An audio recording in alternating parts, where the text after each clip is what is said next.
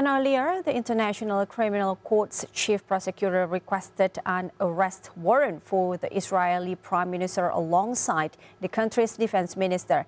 They stand accused of war crimes in Gaza. ICC prosecutor Karim Khan also wants to see the leadership of Hamas in the dock. RT Middle East Bureau Chief Maria Finoshina has the story. I have reasonable grounds to believe that 3 senior leaders of Hamas bear criminal responsibility for the following international crimes committed on the territory of Israel and the State of Palestine from at least the 7th of October 2023.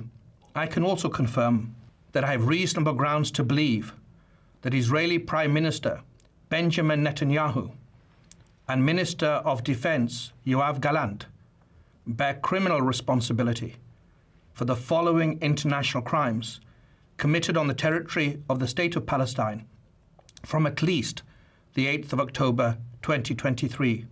It didn't come as a surprise. Reports about the ICC's intentions have been circulating since last month.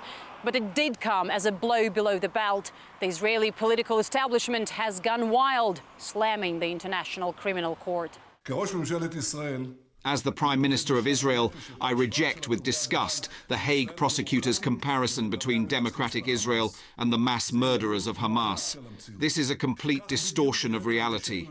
This is exactly what the new anti-Semitism looks like. It has moved from the campuses in the West to the court in The Hague. What a shame. The ICC became a rock. There is a hard place as well. Netanyahu is under tremendous pressure on the home front.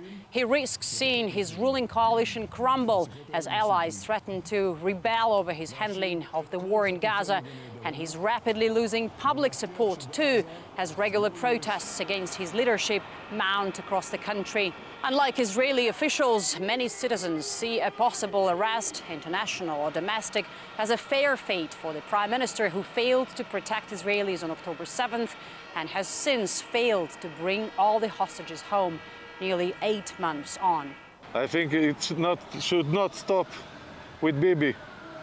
They all have to go to jail. All the government is criminals.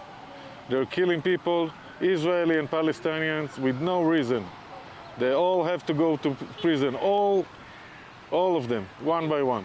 I think he's bad for the country. I think he's just trying to keep his seat, to keep himself out of trouble, and meanwhile he's letting everything fall apart. But who says Netanyahu actually cares what Israelis want? He's clearly more worried about securing support from Washington. For Washington, the International Criminal Court is not good or credible enough, especially when it investigates if American forces committed war crimes in Afghanistan, or when it considers an arrest warrant against the leadership of Washington's ally over war crimes and crimes against humanity in Gaza. But once Vladimir Putin is in the ICC's spotlight, the court suddenly becomes fair and upright for the Americans. Well, I think it's justified, but the question is, it's not recognized internationally by us either. But I think it makes a very strong point. The U.S. supports all international efforts to examine atrocities in Ukraine, including the investigation by the ICC and the reporting by the UN Commission of Inquiry on Ukraine. The United States supports a range of international investigations into Russia's atrocities in Ukraine, including the one conducted by the ICC, but we do not weigh in on each decision and development as part of those investigations. Israel has made it clear the ICC's warrants, approved by a panel of judges, or in fact any warrant, will not stop the Prime Minister and his government's war on Gaza.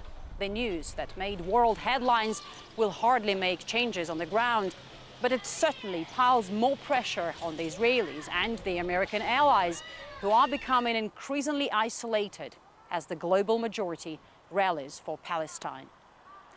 Maria Finoshina, RT, reporting from Jerusalem.